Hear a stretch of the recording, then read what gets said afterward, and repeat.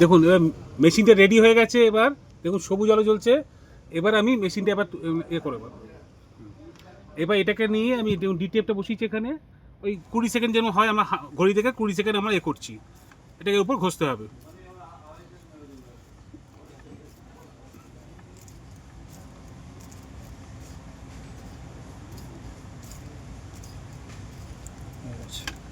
একটু দাও একটু দাও একটু দাও, হয়নি। ঠিক আছে। হ্যাঁ, এবার দেখুন 20 সেকেন্ড হয়ে গেছে। এবার এটাকে ঠান্ডা করে আস্তে আস্তে তোলা হবে, যেমন আমরা তুলি, যেমন নর্মাল ডিটিএফ করতে গেলে। আস্তে তোলো। দেখুন বসে গেছে। এবার আবার জাস্ট 2 সেকেন্ড যেমন দিই, ওই কাগজটা দাও। আবার এটা দিয়ে একটু 2 সেকেন্ড জাস্ট করে দিলাম। হ্যাঁ ব্যাস, দেখুন আবার 2 সেকেন্ড দিয়ে আমরা দিলাম, দিয়ে একদম পুরো রেডি হয়ে গেল।